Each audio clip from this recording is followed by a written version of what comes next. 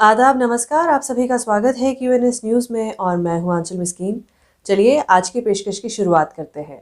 कुछ दिन पहले हमने आपके सामने एक रिपोर्ट पेश की थी जिसमें हमने आप तक एक 24 साल की लड़की की दर्दनाक कहानी आप तक पहुंचाई थी, जिसमें एक लड़के ने नकारे जाने पर खुंदक और नफरत की आड़ में उस 24 साल की लड़की पर एसिड फेंका था और उसे सड़क पर दर्द से तड़पता छोड़ दिया था। अब आप सोच रहे होंगे कि क्यों आज हम फिर इस बात को दोहरा रहे हैं। इसको दोहराने का, आपको याद दिलाने का मकसद ये था कि आज फिर ऐसी ही एक और कहानी से जुड़ा एक पिता का दर्द सबके सामने छलक कर आ रहा है। दोस्तों, आज की सिचुएशन आपके सामने रखने से पहले चलिए इस स्टोरी की शुरुआत पर चलते हैं। थोड़ा पीछे अक्टूबर 2021 की ओर चलते हैं।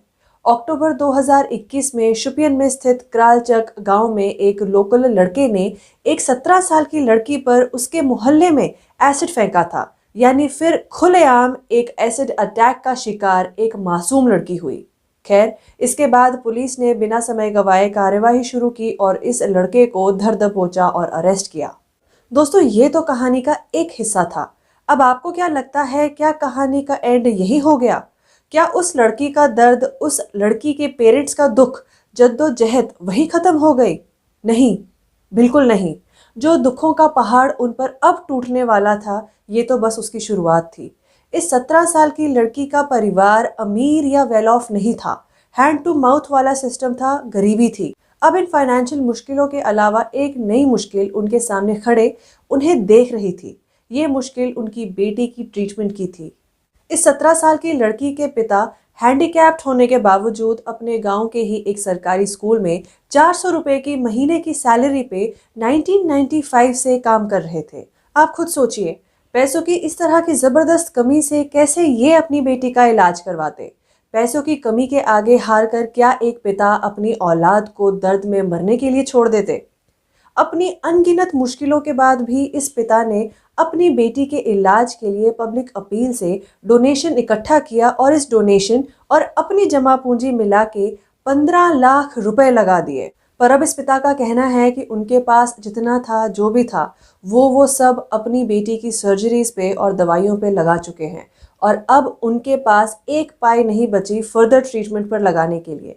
उनका कहना था कि अभी तक उनकी बेटी की 5 सर्जरीज हो चुकी हैं और अब एटलीस्ट 3 और सर्जरीज होनी है, जिसमें सब खर्चा मिलाकर और 20 लाख रुपए का खर्चा आ रहा है। और अब वो इस बात से परेशान है कि उनकी बेटी का इलाज कैसे होगा। दोस्तों, उनकी इस एक बेटी के अलावा उनका एक बेटा भी है जो छोटा है और घर के नाम पर ये लोग शेड में रह रहे हैं। अपना दर्द जाहिर करते हुए इस पिता का कहना है कि जैसी हालत है वो चाहकर भी अपनी बेटी को घर नहीं ला पा रहे, क्योंकि उनके पास रहने के लिए ढंग की छत नहीं है और अपनी बेटी का इलाज पूरा करवाने के लिए पूरे पैसे नहीं हैं। दोस्तों सोचिए, वो लड़का एसिड फेंकर तो चला गया, अरेस्ट होने के बाद वो छूट भी जाएगा, पर सोचिए इस लड़की की जिंदगी, इसके पिता की जिंदगी कब ट्रैक पर आएगी? आएगी भी या नहीं? देखा जाए तो इस लड़की के चेहरे के साथ साथ इसकी जिंदगी भी बर्बाद हुई। अब जो हाल ही में फिर 24 साल की लड़की के साथ एसिड से हमला हुआ, उसी पर अपनी प्रतिक्रिया देते हुए कुछ सोशल एक्टिविस्ट्स और लड़कियां सड़क पर उतर आए। आइए देखते हैं। Today we are here to say something about acid attack. जो ये एसिड अटैक हुआ कल को उस लड़की पे हुआ, कल हम भी शिकार हो सकते हैं उसका। और जिसने एसिड अटैक किया ना, मैं उन अटैकर्स के लिए कुछ बोलना चाहती हूँ। She lost her face but not her dreams. उसने उसके चेहरे को बदला है, उसकी खूबसूरती को नहीं।